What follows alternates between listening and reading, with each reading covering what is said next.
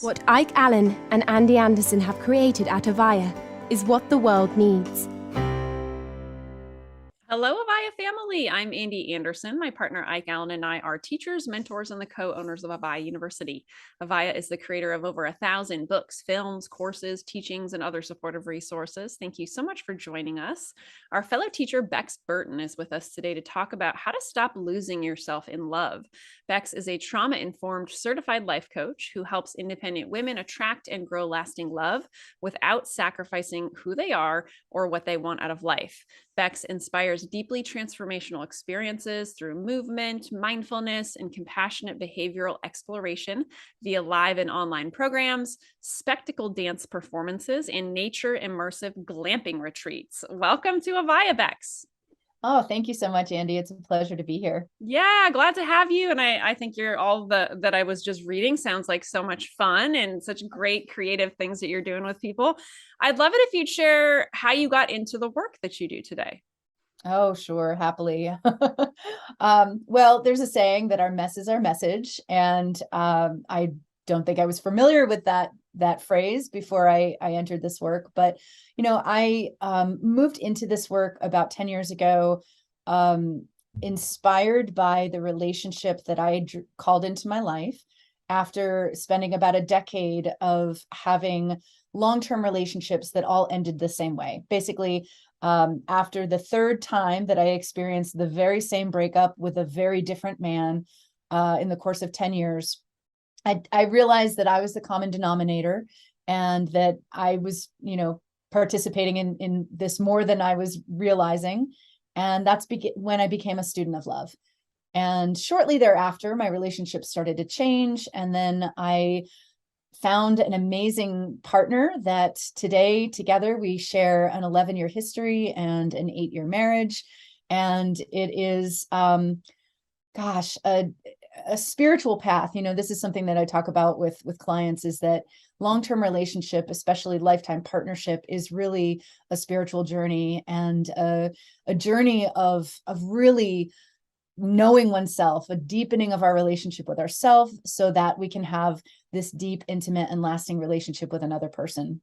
And I get goosebumps when I talk about it because, if I were to have a conversation with myself 10 years ago, my goodness, like, I don't think that she would have believed what this iteration of myself brings forth and what she's found. But, I believe that if I can find lasting, loving partnership and move through the challenges that presents, then, we all can. I love that. Thank you. I appreciate you sharing your story. And I have a similar one in many ways because my partner Ike and I got together about 12 years ago now and have been together obviously 12 years. And like previous to that, lots of very unhealthy relationships and a lot of drama. And I can't imagine, right? Like my life now is so different and my relationship is so different than what I experienced back then. And absolutely like doing the work on myself that I need to do continuously, even in our relationship today, makes all the difference. And so today we're talking about losing ourselves in love or in a relationship. So what is it? What do you mean by that? Can you share more about what that is? Yeah, totally. And for those of you listening, I mean, if you've been there, you might already know what we're talking about, this loss of ourself. But basically when we lose ourselves in relationship, it's a disconnect from who we are authentically, a disconnect from our needs, our wants and desires, of exiling of the very best parts of ourselves, the parts that make us alive and vital and passionate about life, and in service of making peace or keeping the peace, not wanting to rock the boat, not wanting to create conflict. And at the heart of it, it's really a misunderstanding of what relationships are all about in the first place, which is a dynamic, dynamic meaning that there are two parties involved. There's two kind conversations, two energies. And anytime we have two individual human beings coming together, it's almost like two entire universes coming together and colliding with a whole ecosystem of their own needs, wants, desires, individuality, passions, values, and and there's bound to be differences, there's bound to be conflict, there's bound to be disagreements. So the question becomes not of like, how do we avoid that, but how do we manage that? How do we approach that in a mindful way, in a skillful way, so that our needs are being met, our desires are being communicated, we're being heard and understood, instead of repressing ourselves for the sake of quietness, peace, avoiding discomfort, avoiding inconveniencing or disappointing the partner. Because if we disappoint our partner by expressing our needs, that's not on us, right? So it's also like a taking on of responsibility of our partner's feelings and anticipated feelings, and not really allowing the other person to have their own experience in response to our needs, wants, desires, and the things that we're expressing. I love that you said anticipated feelings, because isn't that the truth? I can so relate to that, how often we're in our heads thinking we might know what the other person is thinking if we do X, Y, or Z. And oftentimes we don't necessarily know, but we think we do. Yeah. So since we're talking in this event about people pleasing, you've mentioned many things in there that I think tie greatly into people pleasing, but could you share a little bit about how you think people pleasing fits into this whole like losing yourself in love? Absolutely. Yeah. I mean, people pleasing is the behavior that ultimately causes us to lose ourselves, so that we are in this pattern of anticipating our partner's feelings, or, acting, prioritizing them instead of prioritizing ourselves. So in and of itself, that is people pleasing. Yeah. It's like pretty obvious answer there, but I was I like to ask. Yeah. And then All good. also perfectionism, I see as a, similar in many ways to people pleasing. Can you share anything about how perfectionism might relate to us losing ourselves in a relationship? Yeah, absolutely. This was actually something that was really eye-opening for me as a perfectionist in recovery.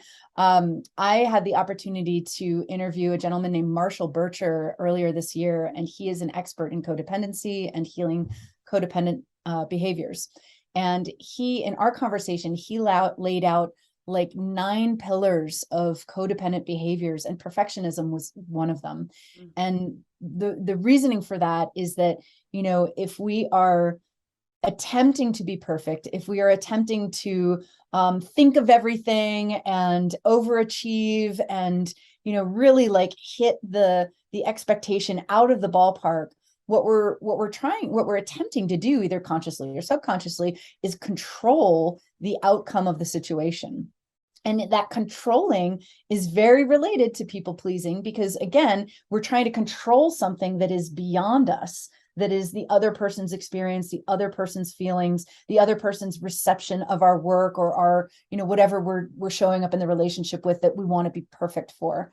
And so in that control is is the pattern of people pleasing, codependent, prioritizing the other person, their reaction, and trying to shift and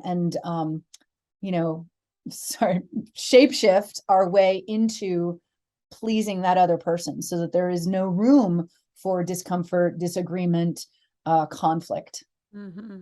It's interesting you mentioned Marshall, because we know Marshall. So I was like, yep, absolutely. Great I information love him. He's as it amazing. relates to codependency. And yes, I think perfectionism, a lot of people don't necessarily realize that is right, a codependent trait. It's not as obvious as maybe something like people pleasing or caretaking or whatever, but Right. absolutely. Yeah. Links right in there. And I would also include like overachieving and like high performing type A personality. All of that is kind of in the same boat and driven by the same drivers. Yep, absolutely. And if someone is watching right now and they're wondering, okay, like, have I lost myself in a relationship right now? What might be some symptoms, so to speak, that they could be experiencing that would indicate that? Yeah, absolutely.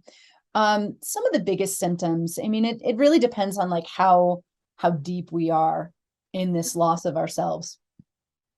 At the superficial level, or like when we're not terribly deep in it, it might feel just a little off. Like we have a conversation with a partner or someone we're dating, we express a need, maybe that need is overridden, or we're not even expressing the need, But we're leaving that conversation feeling unmet, feeling unheard, feeling unseen, maybe just feeling like the other person had a greater need than us that day. So we offered ourselves to them.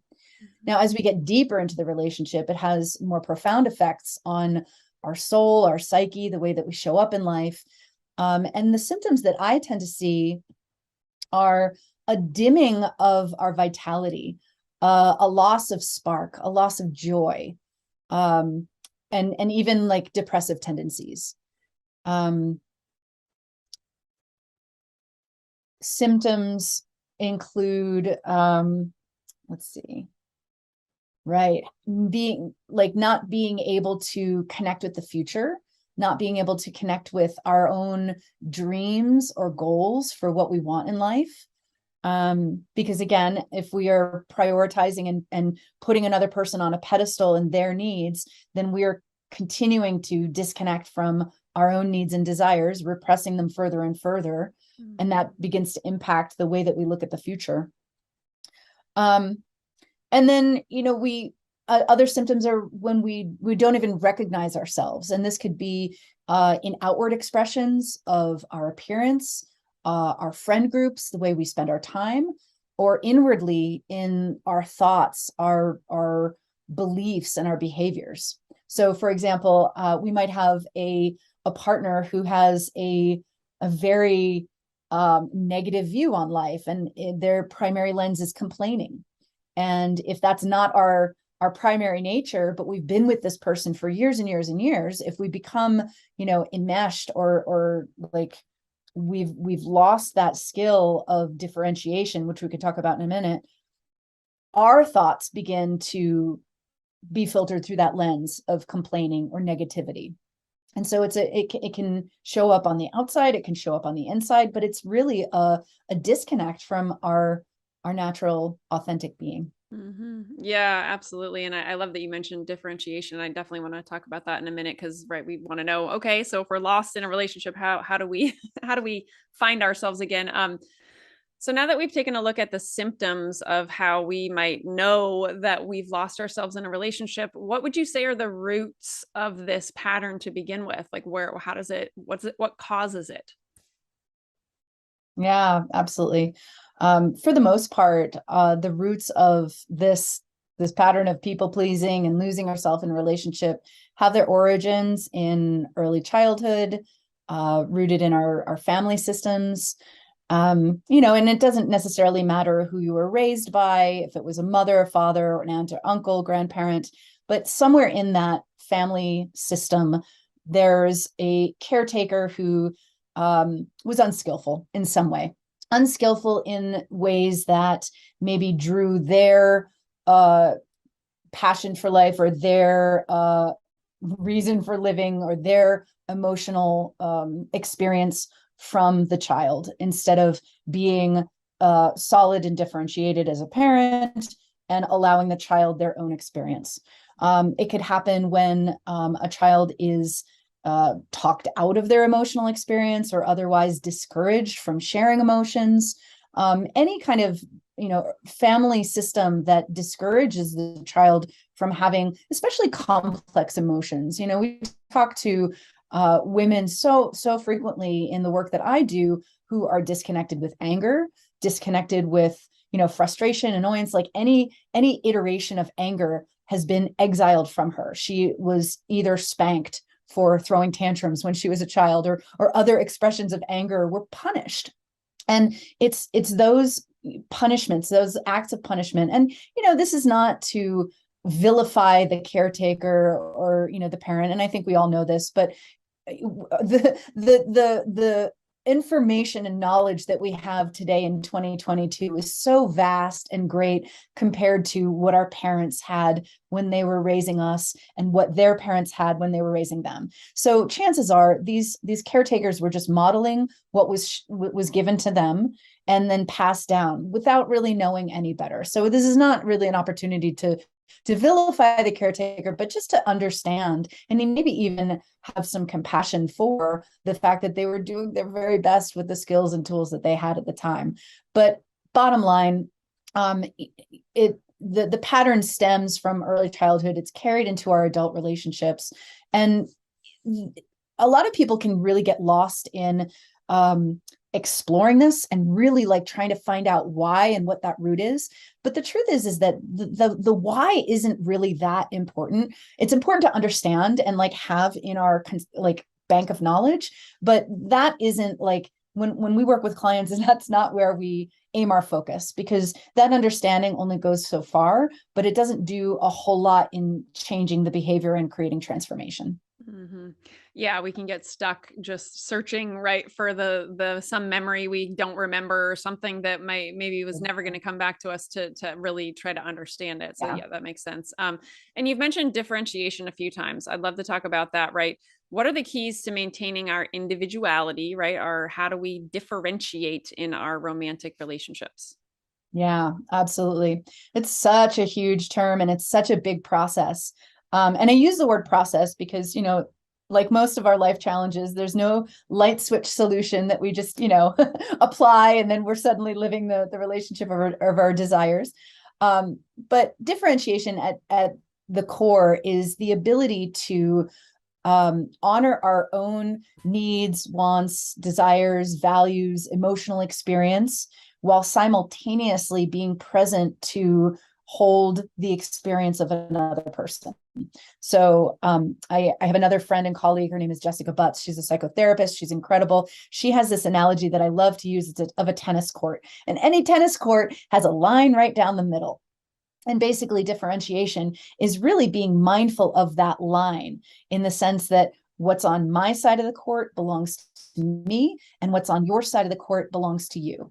So differentiation is being mindful of when we are crossing that line and taking on the emotions of the other person, or trying to fix or help or heal when maybe those requests haven't specifically been made, but we're trying to like compensate. We're trying to help. We're trying to alleviate the suffering of another person, but rather than being present for what they actually need or what they're actually asking for. So we're giving ourselves away. We're losing ourselves in trying to support the other person, instead of staying on our side of the court and recognizing, wow, this makes me feel really uncomfortable. And I also hear your discomfort. It makes me feel uncomfortable because I feel sad that you're having this experience. There's nothing wrong with having an emotional reaction to somebody else's emotional experience, but we want to be able to, create that distance between the two, so that the lines aren't blurred, and that we're not, over giving and therefore losing ourselves. Mm-hmm. Yeah, that's such a common tendency. Definitely, I've had that experience many times of having my partner Ike have a certain emotion or experience, and me then feeling as if, okay, now that's me. Clearly, that must be mine, and I'm gonna dive into it and not create that differentiation, and how we can get trapped there, or just not even be consciously aware of, oh, our kid came home and she was sad and depressed today for whatever reason, and therefore I'm now sad and depressed, and realizing, right, like picking up on people's emotions. Yeah. Yeah. And that happens very often with highly sensitive people who identify as empaths, those who are quite attuned to other people's emotions, but not necessarily their own. Mm-hmm. Yeah, absolutely. Okay. Well, thank you. I appreciate you sharing more about that differentiation. So here, next question. I hope I'm saying this right. So in your work, you talk about something called the butt pucker zone. I think I got that right. Okay. So what is this, and why is it crucial to building intimacy and longevity in our partnerships? Sure. Yeah. The butt pucker zone. You got it right. And it is kind of what it sounds like. There's a saying that is, what is it? Life begins at the end of your comfort zone. And my saying is that life begins at the beginning of the butt pucker zone. So basically, the butt pucker zone is this space of awareness. So even before we get to the butt pucker zone, maybe we're in the process of differentiation. We're in the process of identifying what's ours versus what's the other person's. In order to do that, we need to get quiet. We need to get still. We need to spend alone time. We need to check in with ourselves. We need to really learn emotive language. We need to learn the language of feelings and needs. We need to learn skillful communication in order to express how we're feeling and needing. So once we're through those steps, then there becomes, putting all of that into practice. So our partner says something that kind of rubs us the wrong way, or, maybe it's just something as benign. This happened the other night, as benign as my partner and I, we were listening to news on our stereo. And after about 3 or 4 stories, I said, I'm done with the news. And so we stopped playing it. And then about 15 minutes later, my husband, bless his heart, is reading from his phone headlines to me. And he's reading something about just some atrocity. And I'm like just writing it. And I'm like, oh, and I'm just starting to say, people are such jerks. And then as soon as I'm starting to say that, I'm realizing I'm angry. I'm feeling anger. I'm feeling aggression. I don't want to feel this way. Why am I feeling this way? Oh, because my partner's reading me headlines. And I said 10 minutes ago that I'm done with the news. So the butt pucker zone then is this space of awareness where I realize that I've set a boundary. My boundary is being crossed. This is really benign, safe boundary. This is really, small stakes. But I recognize my boundary is being crossed. And in order for me not to feel aggressive and angry and like just all riled up, I need to reinforce that boundary, or I need to say something. I need to express myself. And for people pleasers and those who lose ourselves in relationship, this is terrifying. It's like death. That is the butt pucker zone, that space of discomfort of I know what I know, and I know that I get to communicate something. And this is still a growing edge for me. This is so uncomfortable. I'd rather stab my eyes with 1,000 needles than say something to my partner that may inconvenience him or disappoint him or create disconnection. But when in fact, when we express our needs and we say, hey, I really appreciate your sharing this with me. I'm hearing that you want to connect. This is creating these feelings within me, and I'd really love to connect in this way. I mean, it's a game changer. We move through that butt pucker zone to have the life and relationship we really desire. It doesn't feel good. It's not easy. But the thing is, with all growing edges, once we get practice with it, once we do it several times, it becomes a little bit easier and easier.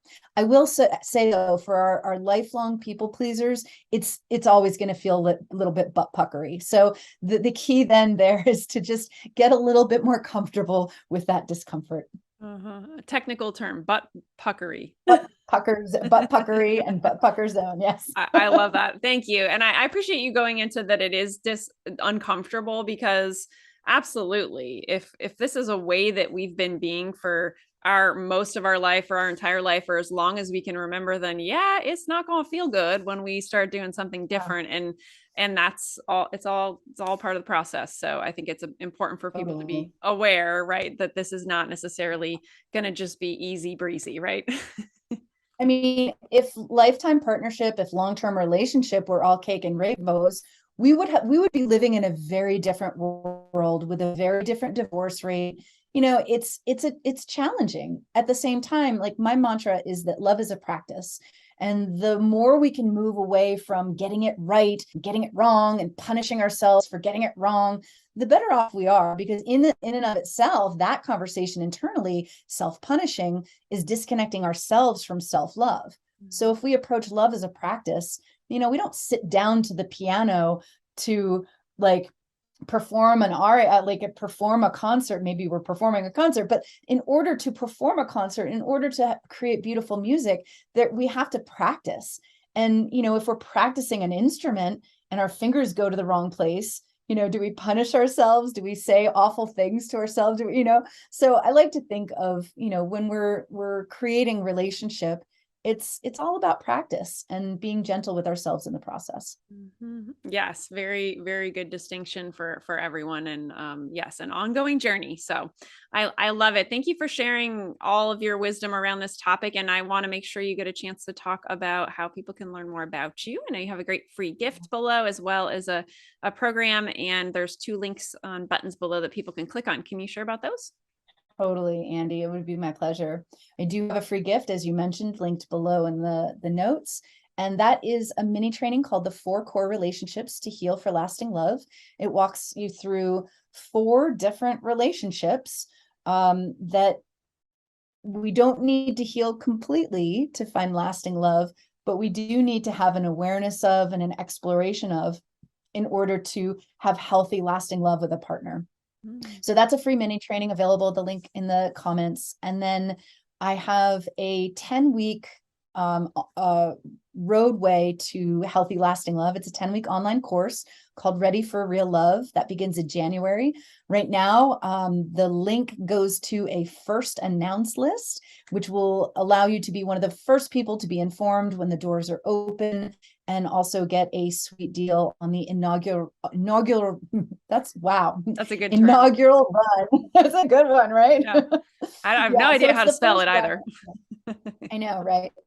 But like any good courses, there always has to be a first run. And I like to give a really sweet discount on the first run of it because, there will be wonderful things about it. And then there will be things that need to be tweaked. So the feedback of the participants is welcome and encouraged for this. So that's Ready for Real Love. It's a 10-week online course. It's a group course with hands-on coaching, as well as and course modules, learning materials. And the key about this is that, we can't transform our lives. We can't learn or grow when we are activated, when we're triggered, when we're in a state of fight or flight.